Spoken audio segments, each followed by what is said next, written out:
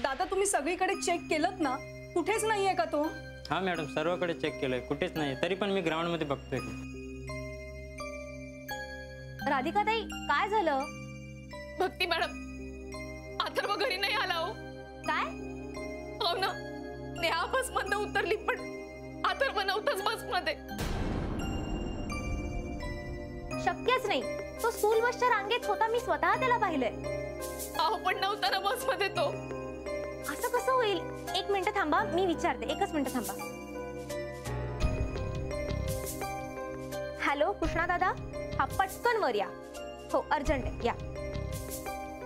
हे बघा आपण त्यांना विचारूयात, तो असेल कुठेतरी. नाही पण भक्ती मिस, तो या बस मध्ये चढला नसेल तर दुसऱ्या बस मध्ये असेल ना. हो हो असू शकतं ना, असू शकतं. आपण त्यांना विचारूयात ना. हा काय झालं मॅडम? कृष्णा दादा, अथर्व सुभेदार बस मधूनच घरी गेला ना? हो मॅडम, ते सांगायचं राहूनच गेलं, कारण त्याचे बाबा आले होते, तो त्यांच्याबरोबर गेला.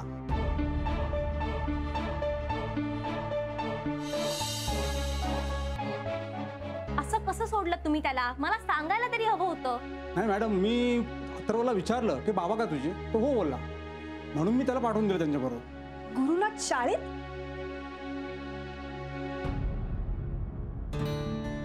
बरं झालं बाई, जीव भांड्यात पडला. अगं पण याला काही अर्थ आहे का राधिका? हा, त्यांनी कळवायला नको तो घेऊन जातोय अथर्वला तर? अगं सकाळीच ते म्हणत होते ना मी शाळेत सोडतो म्हणून, तेव्हा पण नाही पाठवलं त्याला, म्हणून घेऊन गेले असतील ना. अगं पण त्यांनी एक फोन करून कळवायला नको होतं का? इथे आपला जीव टांगणीला लागलाय. हा हो, पण त्यांना वाटलं असेल का मी भेटू देणार नाही म्हणून. अगं पण त्याची जबाबदारी नाही का की त्यांनी आपल्याला फोन करून कळवायला हवं? अगं आणून सोडतील ते काही नाही. तू आत्ता त्याला फोन कर आणि त्याला विचारतो कुठे. अगं रेवती, फोन कर. बर.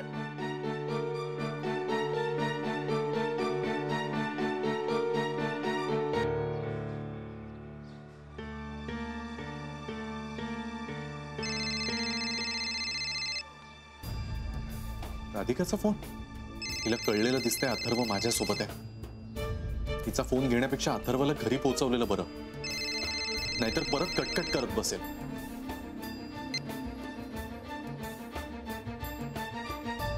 यांनी तर फोन कट केला. फोन कट केला? फोन करून त्याला विचारतो कुठे, आपण जाता जाता अथर्वला घेऊन जाऊ आपल्या बरोबर. परत फोन कर त्याला. नो यार Isha, trust me, coral is the colour for you. ऐक माझं, तुझ्या स्किनला खूप छान जाईल तो. शना, अगं Atharva. Isha wait, I call back. अरे खेळत असेल तो तिकडे. खेळत असेल म्हणजे तुला लक्ष द्यायला सांगितलं होतं ना मी. चल ना, असेल तिकडेच. अथर्व. शना, अगं कुठे तो? नाहीये इथे. आय डोंट नो, इथेच खेळत होता. अगं पण तू त्याच्याकडे लक्ष द्यायचं सोडून तू फोनवर काय बोलत बसलीस यार? हे तू मला ओरडू नको हा. एक तर उगाच आणलंस त्याला तू इथे, त्याच्यामुळे आपल्या लंचला लेट होतं या. अगं इथे माझा मुलगा नाही सापडते, तुला लंचची काय पडली आहे शनाया? इथे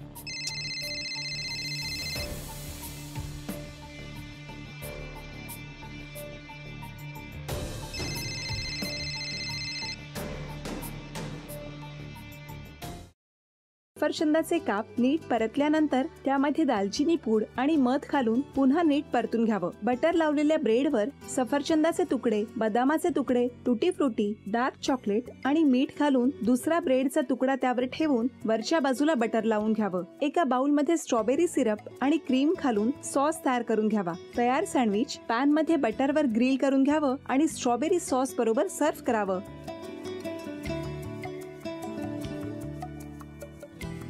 हे जेव्हा बोलत होते तेव्हा मी बघत होतो की या दोघांनी स्वतःचा संसार उभा केलाच, पण स्वतःच्या संसाराबरोबर अनेकांच्या आयुष्यात आनंद निर्माण केला. तो आनंद महत्त्वाचा. हसत राहा, आनंदी राहा असं म्हणत शुभेच्छा देऊया. आणि ही झी मराठीकडून भेटवस्तू डेव्हिड तुमच्यासाठी. अभिनंदन. आणि वहिनींना तथास्तू पुणे यांच्याकडून ही पैठणी. अभिनंदन.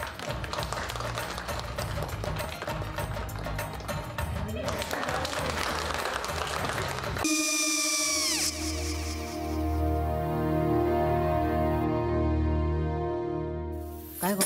हा काय झालं? काय झालं काय? आले, मी निकाल लावून आली. हो, पण तिची आईच काय बोलली? तिला वाटलं का सगळ्या निशाने आपल्या चुका कबूल केल्या का? आई, मी चांगलं सुनावून आली आहे. त्या तिची बाजू घेत होत्या, पण मी लक्ष दिलं नाहीये. खूप झालं आता. चांगुलपणा खूप झाला. मऊ दिसलं ना की कोपऱ्याने खणतात ना माणसं, ते असं. अगो, पण आईच म्हणली काय तिची? पटला काय तिका? मला माहिती नाहीये. आई, मी तुम्हाला नंतर फोन करते. हो, आणि आई बाबा जे बोलले त्याचं वाईट नका वाटून घेऊ. सॉरी. सॉरी काय त्या? नेहा आले. आई, मी येते. हो काकू येते.